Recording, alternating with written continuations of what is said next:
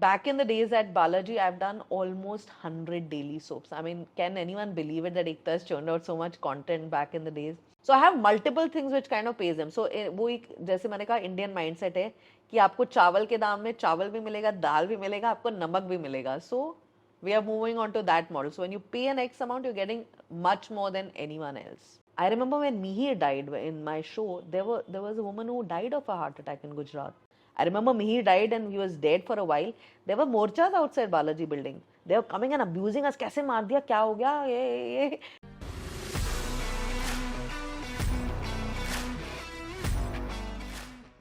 Hi everyone, welcome to Famous TV. I'm your host Ekta Jaggi. Today I have with me a boss lady who has reshaped the face of the TV industry and created a phenomenon. With iconic shows like Kyunki Saas Bhi Kabhi Bahu Thi and Kasauti Zindagi Ki, the list is truly extensive. She is a television producer, a former creative director at Balaji. With 25 years of experience in the industry, we're going to delve into her journey, explore her lessons, and gain insights into the industry. So let's welcome Nivedita Basu. Hi Nivedita, welcome to Famous TV. I'm very excited to talk to you today.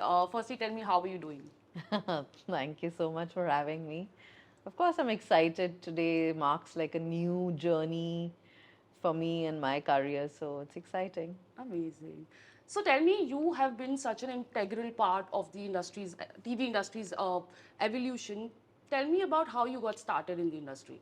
Yeah, actually, I can proudly say I should go back and be in one of those Limca Book of Records, with Ekta, because back in the days, I came from a non-fiction background. I was in Channel V, I was a producer director, I was doing shows. And I remember they were going through a transition. They said, we don't want to do shows and we want to stick to being music. And I was like, how boring, I mean, how much can you do just packaging of music? And I said, I'm going to go on a break and I'll decide after a while what I want to do.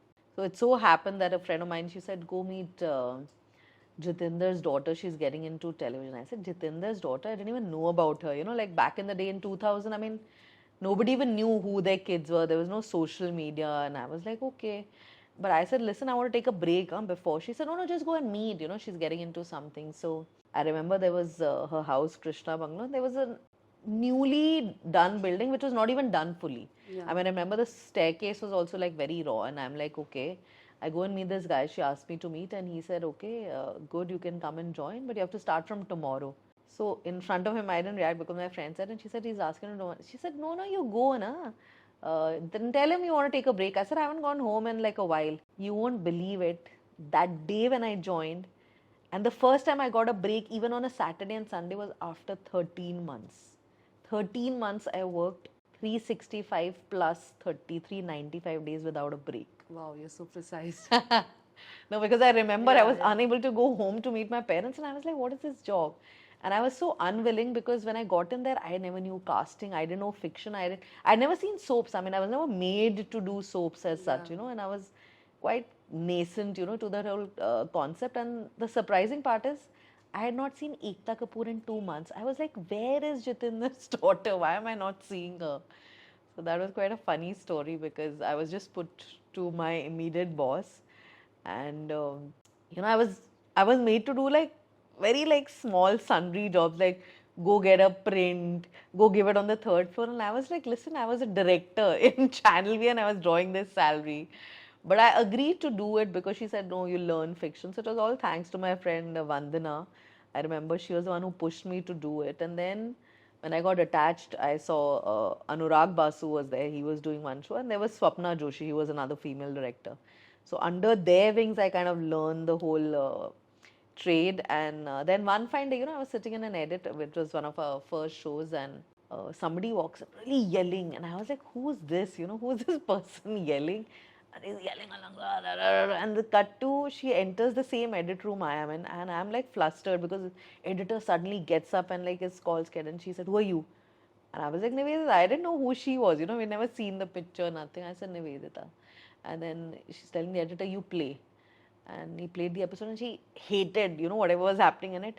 She's like, you will come down after 2 hours after editing, do did it and come. And I was like, okay, because I had done Channel V, and Channel V, my forte was post production, because I was very good in edit, because they used to just have music and you had to keep repackaging Oh, you used it. to edit it, Channel V. So I was a producer director, no? Right. So one of our biggest hit shows back in the day was when we did English, performers on Hindi music. So you had Kaliyo Ka Chaman with probably Ricky Martin saying Kaliyo Ka Oh, Chaman. So we yeah, used to do those- all of that with the lip sync. remix era, So it yeah. used to take forever, like a month or almost to do a song. So I was very like good in chic in edit and music, because I come from a music background, I was a musician myself.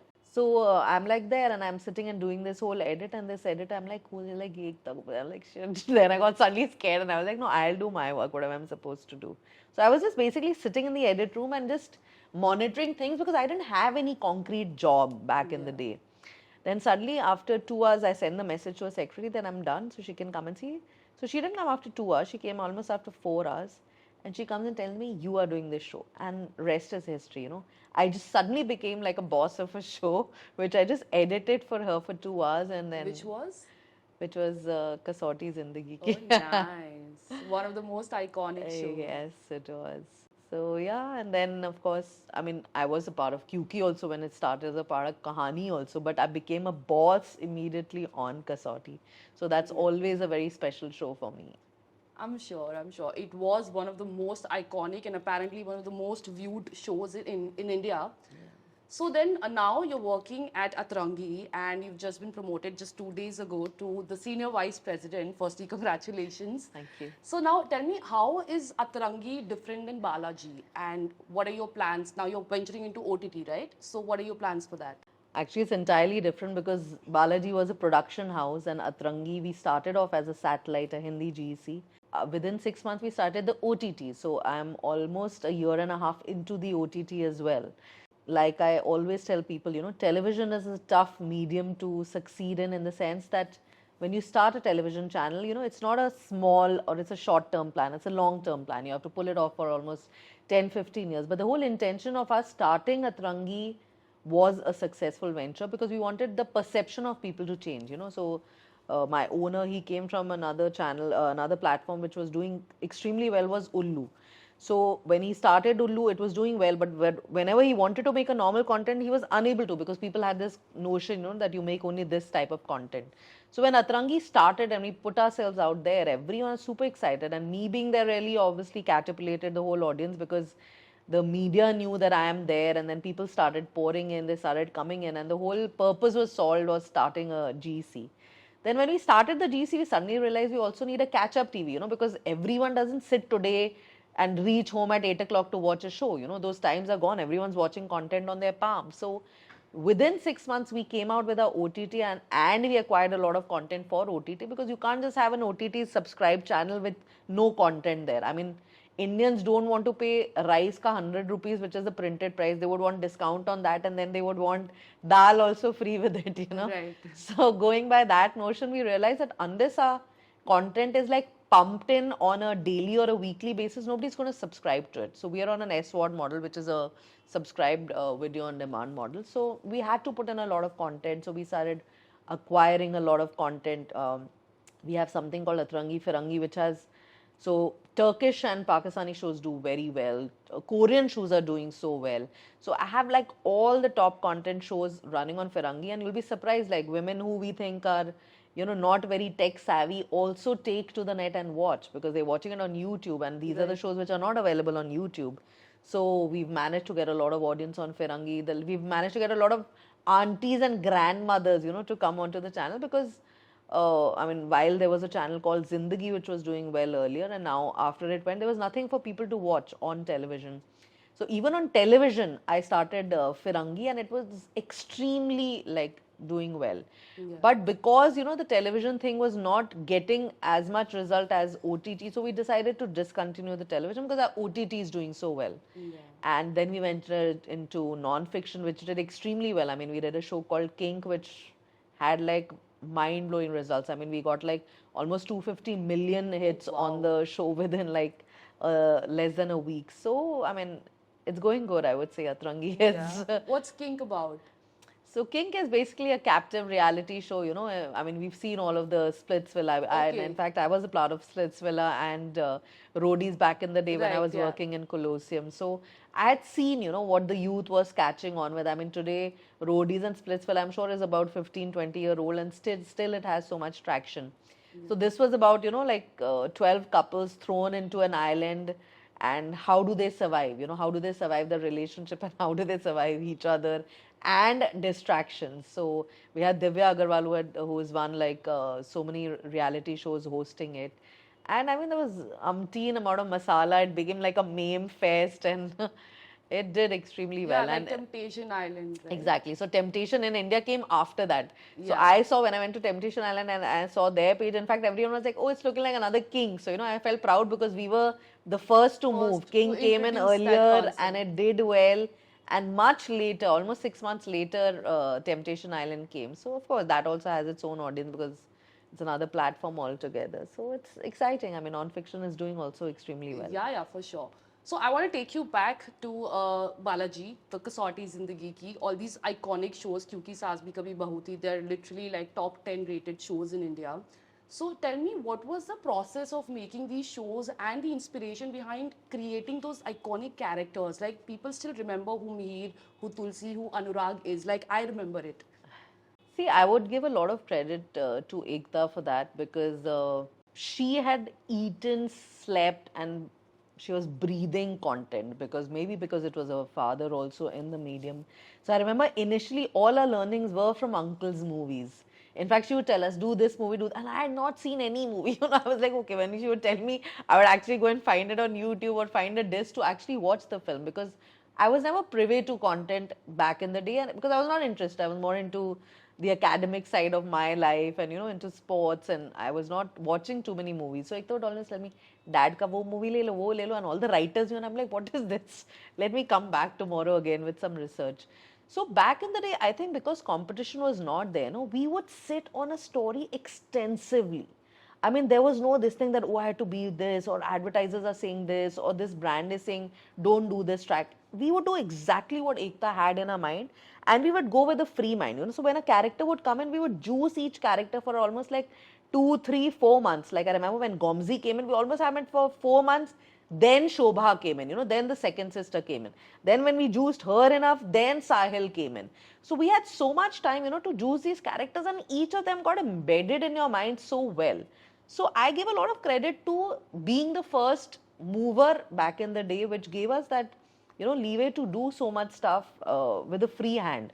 And I actually feel bad because today's day and time, nobody has the time. Everyone's competing. Today the rating doesn't come. Oh, your show will be pulled off. No, we are telling you research in Bhopal is saying do this. So it's influenced a lot by research and all. So the one advantage which we had in Atarangi was that we never got into the whole TRP game. We was like, we want to make this content, this kind of stuff for this audience, and we will just go ahead with it. So we had also an upper hand that way, that we were not getting affected by content, and plus we were making finite content. See, TV goes infinite and it's unlimited. I mean, I have done it. I remember Kyuki was for a limited time, and then we got an extension, then we got an extension. 9 years, right? Exactly. And then it went to like 9 years. And we were like, how did we manage that? Because we were just sitting on a 230 episode story. Fortunately for me at Atrangi, we were making finite. So the day I sat on one, I knew the story of my end, which was 100. I knew that it was going to end there. So probably that also got a lot of traction for Atrangi because people were waiting, okay, after 3 months, we'll see another show. Let's see what else is coming. So everything has its pros and cons. But like I said, back in the days at Balaji, I've done almost 100 daily soaps. I mean, can anyone believe it that Ekta has churned out so much content back in the days? And I feel proud, every K show. I mean, the whole K saga started and probably ended with me because after that, Ekta also took to other alphabets. We started Pavitra Rishta, we started Bandini. So we moved on to other alphabets. But when I was there, we only did K. So obviously it feels proud because you've been part of every show. Your name has been practically in every show. Back in the day, people even watched, the packaging, so people knew. I mean, I remember I used to walk with Ekta to Siddhivinayak twice a week. From Juhu till Siddhivinayak, and we would have aunties actually coming, and like old aunties coming and falling onto Ekta's feet, and Ekta's like, nahi, nahi, auntie. And then they would be like, we want work, our kids, or this, or that. And they would say, Arey, aap hai Nivedita, we thought you'll really be like somebody old, Because we're like, acha, Ekta to young, uski Nivedita to old hogi, She must be like a 70-year-old lady. So those were fun days because our audience was right there. Yeah. how would we know that a show is doing well? Because I remember I used to climb my stairs, just for exercise in my building, and I would just hear, "Acha, abhi kyun ki chal raha hai is floor pe? Acha, isme ye chal raha hai." So it used to give us a sense of pride, because today it's all about what you see in social media is what you believe. You don't know if genuinely it is getting the traction, or what is it driven by, or what is the real fact, and some are not being mapped. So it's a lot of But there was confusing a phase. TRP rating, right? You used to know which shows are performing well. It was. I mean, that's what I said. TRP rating was there, but for us, the bigger kick was that a common man would come across and tell us that this track, this story, this. So that means they knew the nitty-gritties of it, Yeah. which I'm sure even now people know, but now there is no. I mean, it's not like a monopoly. It's like, of course, the Anupamas are doing well, the Gum Hai Kisi Ke is doing well, or a Choti Sardani is doing well. But there are so many shows and so many more channels. I mean, we were sitting on 3 channels when we started. Now there are so many more channels. उनके channels के भी subsidies हैं. और सबसे बड़ी बात है कि people are now watching everything on the on the net. I mean, today an OTT show, an Arya or a Karma Calling is coming, people are more interested in, because now film stars have become so accessible. It's almost like, अच्छा ये भी 25 episode का serial कर रहा है. So times are changing, and thank God we also opted to get into OTT space at Atarangi, and Ekta started it, of course, earlier. Unfortunately, I was at the time transitioning out because I wanted to do films and I couldn't be a part of alt. But yes, I mean, she also understood the future was to have your own content. It's all about IP. IP. So let's talk about the business of TV. Where does the money come from for a layman, maybe?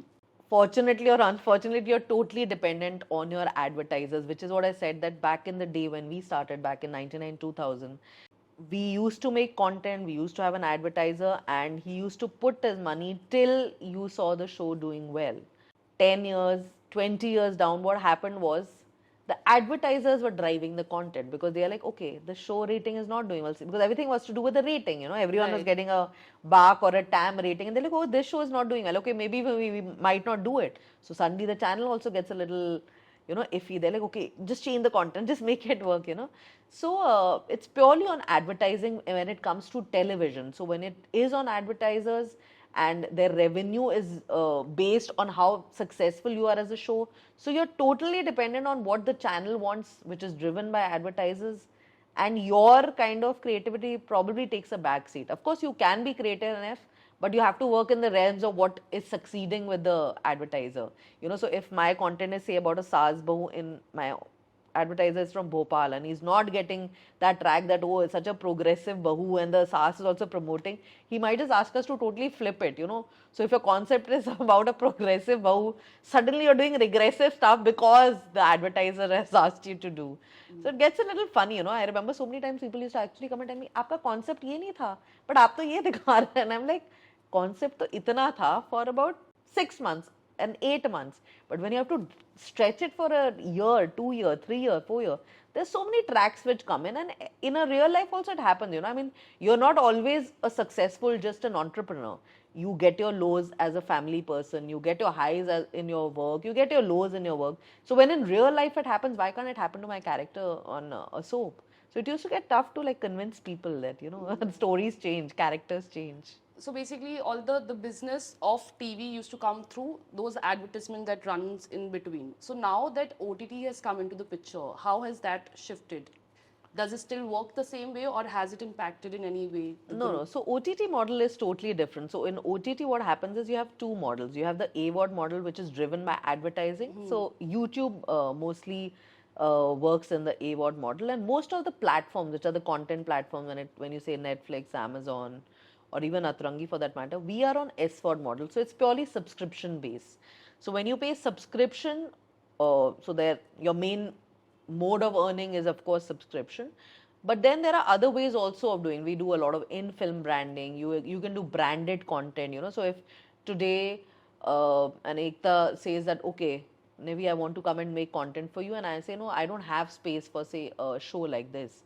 But you say, no, I will make the show and come to you, because you have a brand which is backing you, which believed in your content. So a lot of content like that also I can take in a subscription based model. So fortunately or unfortunately, a subscription based model on an OTT is very easy to gauge.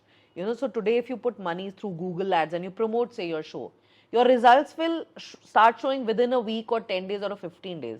Yeah. But in television, it doesn't happen like that today. So if today, if a track is not working, I can't change it overnight and get the audiences back, because they have now moved on to Sony to watch Shirdi Ke Sai Baba. They have moved on to Colors to probably watch another show. So television, it gets tough to pull the audiences back. But in subscription base, what happens is, like, if I have on my palm, I have these 4 subscriptions I have paid for, time and again I will make sure I will sample to see what is coming on it. And if you're constantly pumping in content, which we are also doing at Atrangi, there will be something which will stick by them and they will want to watch. So today Atrangi is a super app and I've got 5 apps under it. Okay. So I know that today if somebody subscribed, okay, fine, I don't want to watch soaps, I will watch international content. Maybe I just want to sleep today and hear something, I will watch my podcast, which is Imli. So I have multiple things which kind of pays them. So वो एक जैसे मैंने कहा Indian mindset है कि आपको चावल के दाम में चावल भी मिलेगा, दाल भी मिलेगा, आपको नमक भी मिलेगा. So we are moving on to that model. So when you pay an X amount, you're getting much more than anyone else. Yeah. So now the audience has also shifted. So now, do you have different sort of TG for TV and different for OTT? How does that work now? Yeah, definitely.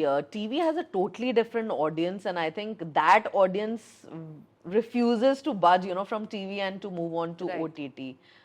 But it's got a lot to do with,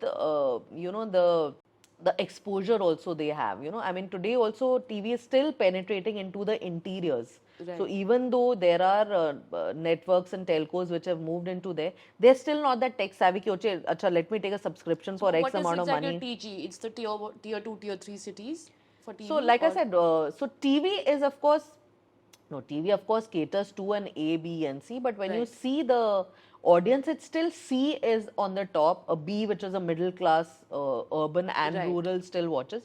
A probably was never my watcher back in the days also. I mean, when I say tier A was watching then, but they were still a very flippy audience. I mean, they were not like my ardent watchers. They were like, I remember Shobha Day actually coming on to, I remember meeting Ekta and telling me, let's do this track in Kahani. So she knew about it. So they were watching it, but they were still very iffy ki, "Arey yaar, kya bana rahe ho TV mein?" They would watch it. But now that they have the option of OTT, I don't think A is really getting into watching TV. And even if they watch non-fiction, they probably watch it on their palm. So I know there are a lot of Big Boss watchers who are there, but they still watch it on their palm. They want to watch it probably at their convenience. They want to binge watch 5 to 7 episodes together. So that is the advantage of an OTT, which I think is any day better. I mean, today, say if I'm watching a TV serial, even if it is a short format of 50 episodes, in between, say I have to go to America for some meeting, and then there's some casualty which has happened. So the show is gone. Where do I watch it? But on Palm, what happens is, okay, this show has come, and even if they're doing an episodic drop, say I don't start watching it today, it's a 10 episode drop, na? I will watch after 10 days, ek saath. So I'm done with the story. It's not lingering in my head that, what will happen, what will not happen. It'll only linger for a next season probably. So OTT has made life much more simpler. See, because people have become so busy. They don't have the time that, okay, let me go at 8 o'clock anyhow, leaving my work and watch that show on TV. They don't have that time. Right. Everyone is moving. Everyone's trying to like juggle between 100 things. So we don't expect them to, which is why at Atrangi also we chose to let go of our TV because it was not generating that kind of interest and the numbers which we were expecting. And OTT gave us that number. I mean, within 6 months of Atrangi, if we reached from a 1 to 4 on Atrangi app, I reached from 1 to 8.5. So it was any day a very easy choice for me to stick to OTT. And like I said, that is the future now. Digital is the future. Yeah. So is this why maybe like still a lot of shows are very regressive on TV, and like how I remember Kasauti Zindagi and all the shows that you did back then, they were so progressive. To now we see the shows, we're not able to relate, like where does this happen, at least people in the cities. So why is that happening? But I would give a lot of, reasoning for why those shows are like that. Like I said, is also because, see, television is still penetrating into the interiors. So say if I made a content in 2000 and today a lot of people say, "Arey, this show looks like that." But my audience is new. Yeah. Say 50% of my audience now never had TV back in 2000. They have it now. So they don't care what I made, whether I made Kyuki or Kasauti, and if today some story is repeating itself, it's fine because for them it's fresh content. Fresh content. Okay. So when you go into the interiors and your audience is B and C, they find it relative. Right. They are like, okay, we relate to this happens in our house. So what you may call regressive is something which is probably happening there. There, So okay. then they start saying, ki, Acha, if my daughter got married and this is the kind of, the treatment which is vetted out to her, how is this character dealing with it? So they kind of start resonating with the character, and probably they find it aspirational also. Oh, she did it like that without, like making the SAS upset. She still started working. Oh, we should probably brief her like that. And you'll be surprised, people actually discuss this, that, okay, she did it. Why don't you do it like this? I mean, we had fashion like that. I mean, I remember Komolika ki bindi and Ramola Sikand ki Of sari. course, I And remember uska, those days. In fact, we as kids also we used to watch all those shows, you know. So why is there such a strong stereotyping of these characters from then to now? Like it's just been very consistent. A girl who looks hot, is going to be labeled as a Kamolika or a villain, and a girl who looks maybe not very pretty, simple, or she dresses up in Indian wear, she's considered to be a good girl. So why does that happen? So what you're saying specifically only happens on television, Yeah. because OTT has changed the grammar. Absolutely, yeah. Today, a smart, a hip girl is probably the heroine, and the sari-clad Yeah. girl is the villain and probably killing women. Yeah. So unfortunately, that is a reality that on TV it still remains that, and OTT has managed to flip it. So why it happens like that is probably, see, it's also to do with the exposure and education. So, I mean, I don't want to sound condescending in that way, but so you basically dumb it down. So when a lot of people used to tell me, when you're having this villainous character coming, why do you have this kind of music coming?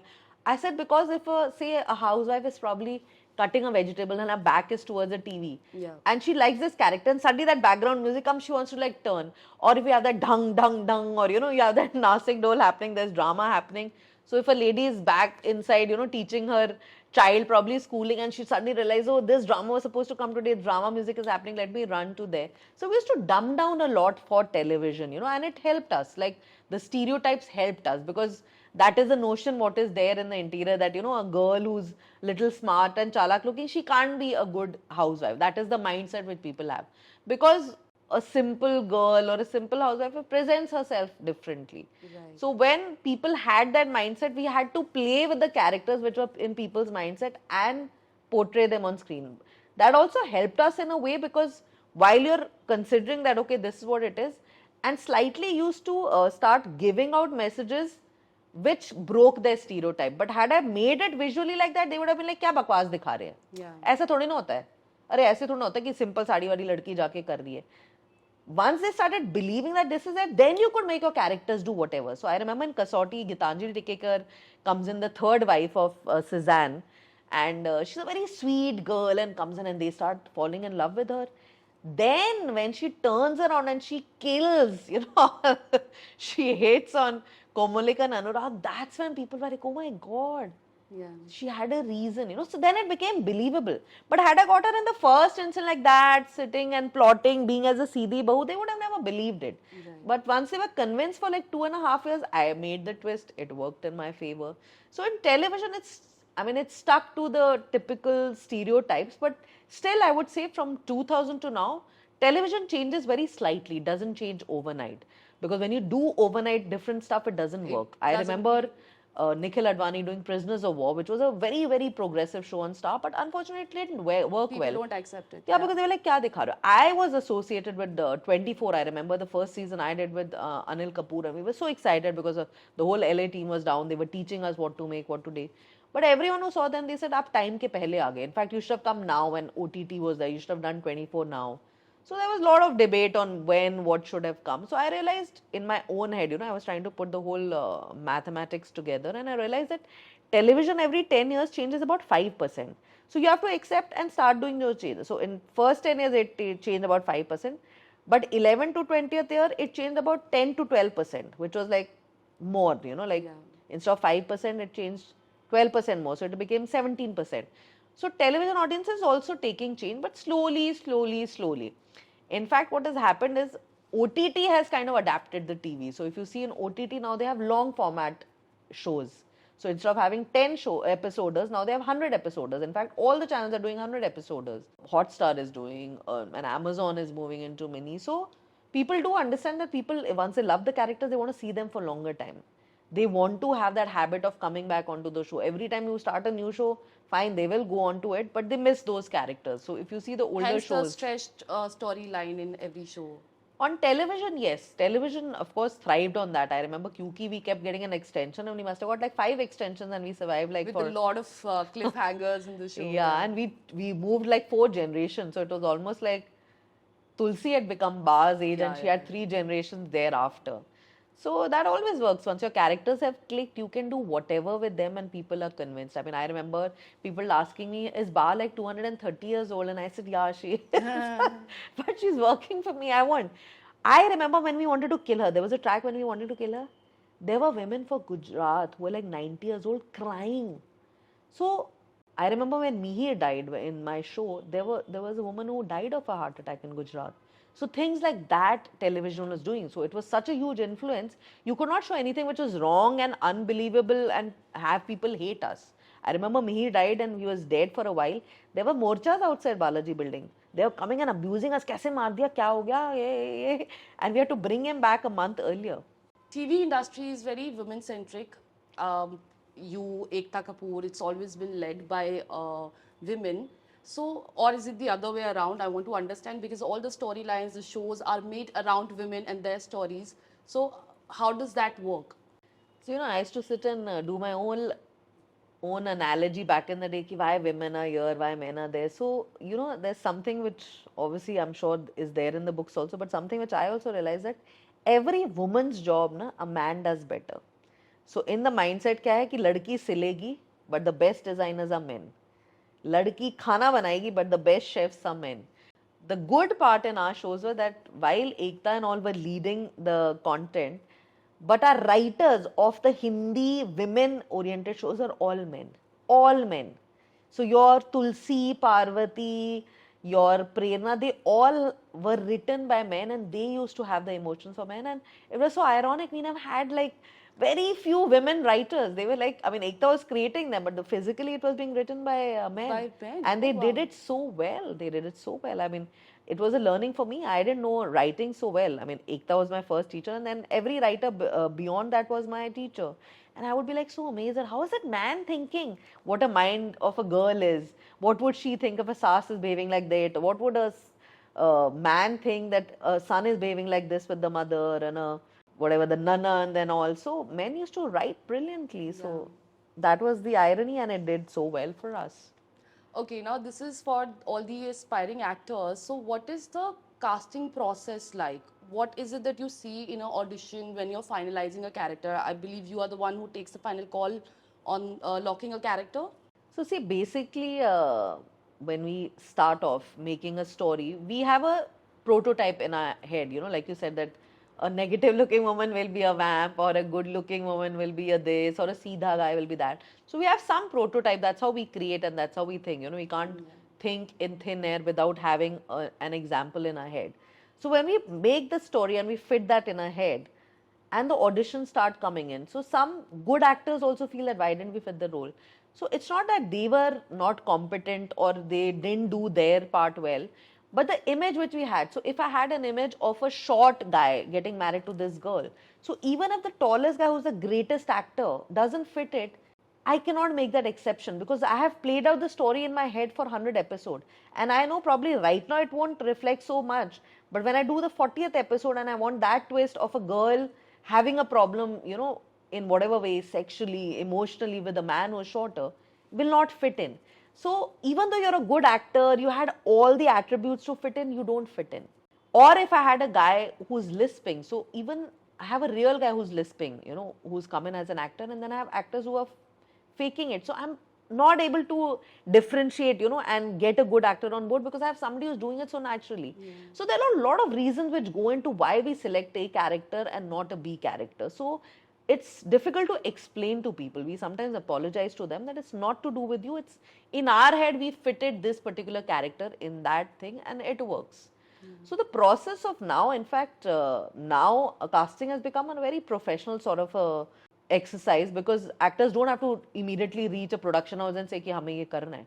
There are casting agencies who are there. There are casting individuals who are there who are constantly auditioning people. So for us also it becomes easier. So if I'm doing a particular show, I give it to a producer and they hire a casting agency or an actor. So they have for every category. So if I'm a father, I get a list of 25. I get mother 30 options. So it becomes easier for me. Vis-a-vis when people come to me and say audition for a role, then I get confused because I have a particular company doing all that for me. So it becomes easier. So today, if an actor or anyone who's aspiring to be an actor, I think it's easier to go and attach yourself to an agency or a casting person because they're constantly doing for 100 things. Right. I might be just doing one thing at Atrangi in a particular role, but when you're with an agency, they are catering to 100 platforms, 100 television channels, 100 ad agencies. You will definitely find a way if you can work on yourself and hone your craft. The problem here is that a lot of people are not honing their craft, but they're working on themselves. Let me go to the gym, let me beautify myself, let me work on my, the filters. But unfortunately, that won't take you far. You have to work on your craft. If you're here to act, you have to keep working on it. In fact, a lot of people come to me, and they say, ma'am, hum ye karna. I said, go and work in a theatre. Go and become an assistant. Because once you do that, you'll suddenly realize you'll have utmost respect for the people who are in front of the camera or people who are behind the camera. Otherwise, you come like in some la-la land that, okay, I am the boss and I've suddenly got like 5 lakh followers and I should be like running after you because why? I don't need to. So I think keep working on your craft. If you're really passionate about it, don't just run that, okay, I have not got something for so long, I will get it. I remember Vikrant Massey is such a good friend of mine, and when he took a break from TV, for the longest time he was not getting anything. He was in his lowest phase, but he said, I will wait. I want to do this, I will wait, and the rest is history. 12th Fail, I think it's the highest rated movie on IMDb. Exactly. So, and we are all obviously voting for him for the national award because he's done such a good performance there, and it's unbelievable. But tell me, so how is acting different on OTT and TV? Because I think a lot of times actors are kind of struggling. They get typecasted as TV actors and they don't get a break in OTT or in films. So how is that different? I think now, 5 years back when OTT started, definitely it was a total no. But like I said, now OTT is also moving into premium TV. So a lot of TV actors are moving into premium TV. Some of them from TV have always also managed to break that stereotype of being TV actors because they've gone and hosted shows. They've become non-fiction hosts. They've got pivotal roles in films, so they can now, go back to doing OTT. So I think that line is getting separated. I think, like I said, for me, it's always about how well do you know your craft. Forget the medium. I can spot you on Doordarshan and might want to take you in my show on Netflix or on Amazon. So I think it doesn't matter where you are. If you're working on your craft, see why they say TV is because they think that's like so it's very ironic. It's a 50-50. When you're on TV and they say TV actor, because आप stereotype हो, आप कुछ कर ही नहीं रहे हो. अरे बस आप खूबसूरत दिखते हो. You just have to like do a particular thing and get off. But the good ones, so say like a Sakshi, say a Varun Badola, these guys have killed it in TV. I mean, in TV also they were untouchable. So when they came here, I remember Renzel is a good friend of mine, Renzel De Silva, when he did the film Dial 100, he's done all the big films with Dharma and all, you know it. He told me, Nivi, I want to work now only with these people. Because while being on TV, they did so much in so less time. I mean, you had to do 15 scenes in a day. So if a good actor was sitting and working on a scene, he was honing on his craft so much that he knew exactly what to do on a film. So when you come in a film, you have to do this. The director didn't have to work hard. I mean, I remember Renzel took Sakshi in 24 season 2 and he was so happy he took her in the film. And I remember when Sakshi's Mai came on web, oh my God, people were like raving. They were like, Parvati ne kya kar diya? Parvati ne kya kar diya? Yeah. So, and it was like a evil Knievel sort of a character, and a badass mom who was doing like good stuff on OTT. So, like I said, if you know your craft, I think that whole defining of TV, OTT and film is fading away.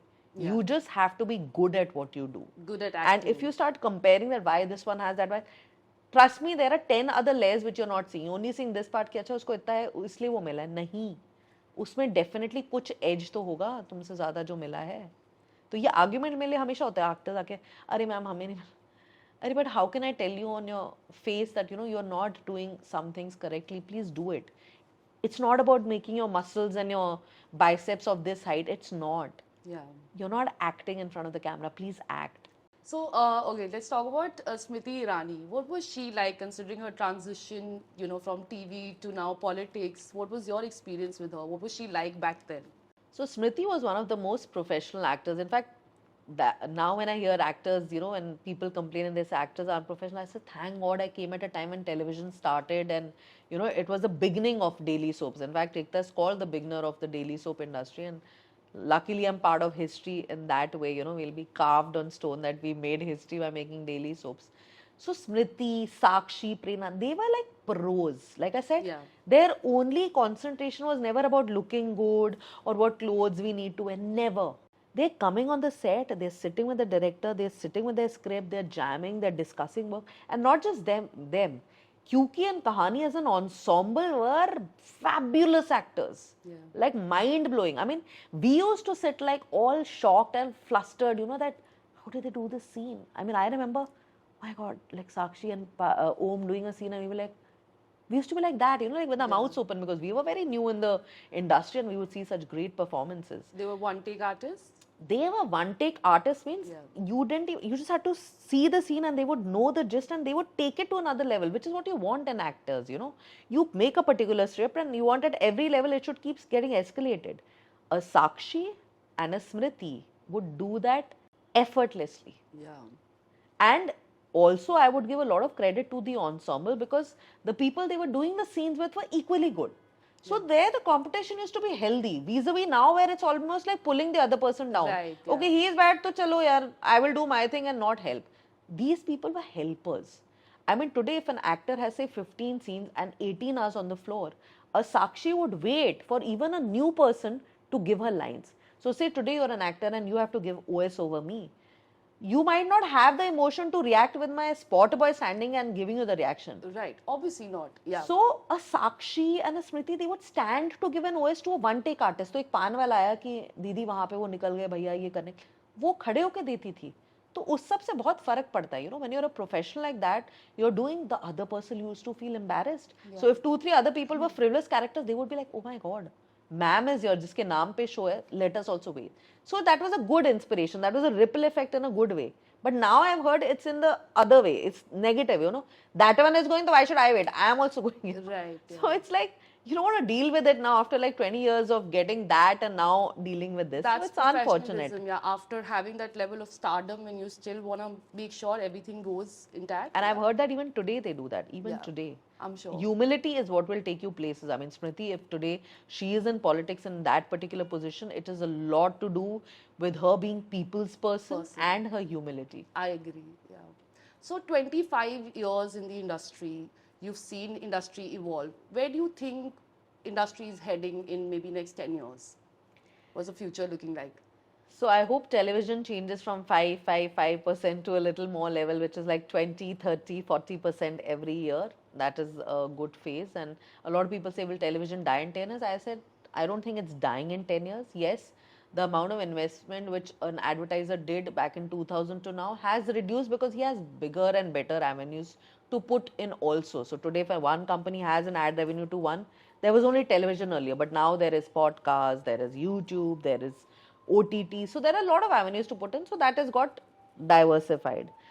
But the good part is content makers with OTTs and YouTubes don't need to be dependent. In fact, they're not even dependent on those. They're making content on their own Instagram handles.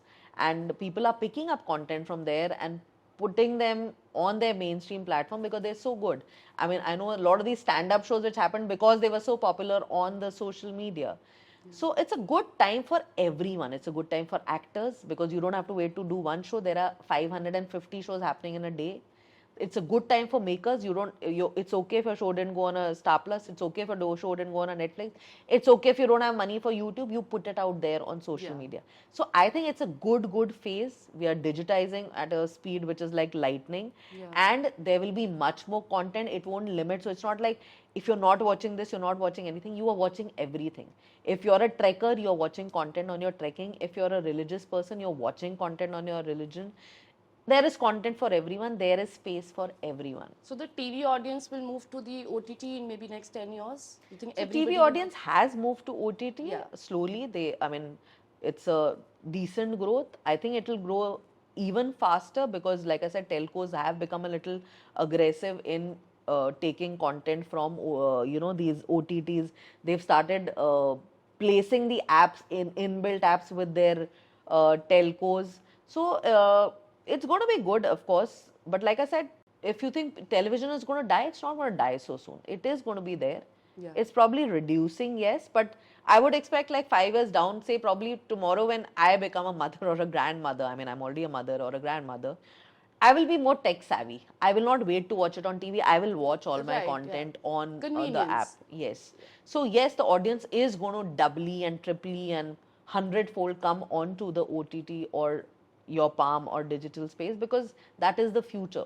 People will not be stationed in one place and they will not buy these bulky, TVs or wait for like cable connections to get that particular TV. They would want to watch everything on their palm. Yeah.